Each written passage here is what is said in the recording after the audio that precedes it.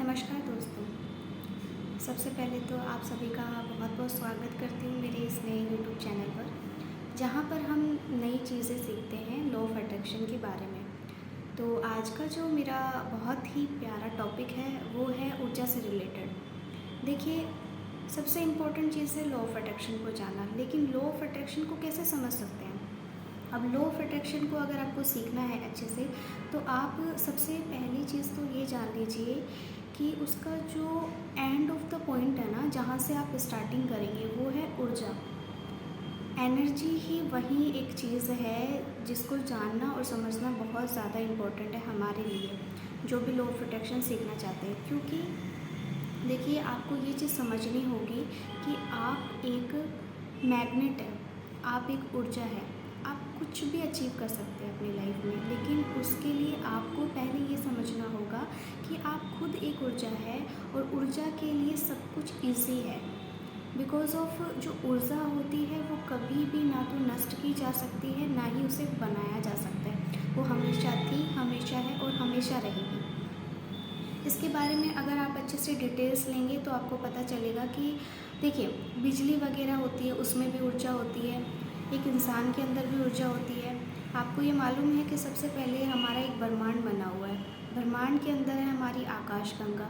आकाश गंगा के अंदर है ग्रह, और ग्रह के अंदर है इंसान। ठीक है, अब इंसान के अंदर भी आते हैं। अब इंसान का जब हम वैसे देखते हैं फिज़िकली, तो हमें लगता है कि ओनली फॉर, हम तो सिर्फ हमारा बॉडी पार्ट है, हम तो फिज़िकली अपने आप को एस्टिमेट करते हैं, लाइक हम तो ओनली फॉर एक बॉडी है जो आज है और कल नष्ट हो जाएगी, हमारा कुछ भी नहीं होगा, हम ऐसे ही आए हैं और ऐसे ही जाएंगे। ये बहुत सारे मिथ है दोस्तों। इन सभी मिथ को आप हटाकर और साइड करके एक बार चेक कीजिए कि आपकी लाइफ में आप कभी नष्ट नहीं होंगे। आपकी जो ऊर्जा है वो हमेशा बनी रहेगी। मानती हूँ कि बहुत से लोग हैं जो इस चीज़ से अवेयरनेस नहीं है, पर उनको अवेयर होना पड़ेगा। और मैं आपको इस चीज़ के लिए भी एक चीज़ बताना चाहती हूँ कि हो सकता है कि आपको बैकग्राउंड से काफ़ी ज़्यादा नॉइज़ आ रहा हो, तो उसके लिए मैं आपसे क्षमा चाहती हूँ। बट आप थोड़ा समझने की कोशिश कीजिएगा कि मैं अभी ऑफ़िस में हूँ और ऑफ़िस के जस्ट बाहर ही ट्रैफिक होता है, इस वजह से। तो दोस्तों, अभी हम जो टॉपिक हमने स्टार्ट किया है उसमें मैंने आपको बताया कि ऊर्जा सबसे ज़्यादा इम्पॉर्टेंट होती है। तो आपको ये जानना बहुत ज़्यादा ज़रूरी है कि आप एक ऊर्जा है और ऊर्जा के लिए सब कुछ पॉसिबल है। आपको अब क्या करना है? अगर आप एनर्जी है तो आप सब कुछ कर सकते हैं, आपके लिए सब कुछ ईजी और अवेलेबल है। तो आपको अपने आप को समझना होगा, अपने आप को जानना होगा। ये आपके लिए सबसे ज़्यादा इम्पॉर्टेंट और सबसे ज़्यादा ज़रूरी है कि आप सब कुछ अचीव कर सकते हैं।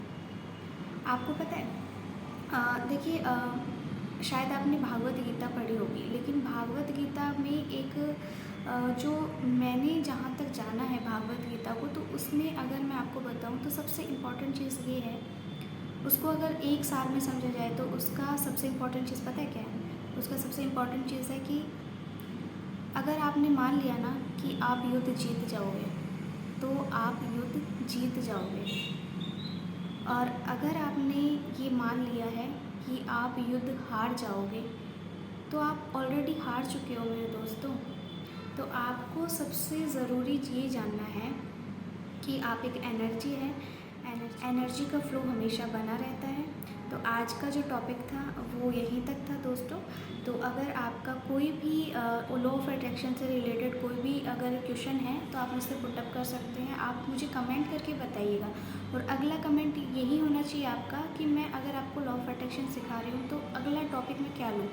सबसे इम्पॉर्टेंट चीज़ तो यही है ना कि आप लोग भी मेरे साथ बताएंगे मुझे कि आप लोग क्या जानना चाहते हैं, तभी तो मुझे लगेगा कि आप लोग भी सीखने में मेरे साथ सहायता कर रहे हैं, तो ज़्यादा अच्छा लगेगा। ठीक है, तो आज के लिए सिर्फ इतना ही। Thank you so much.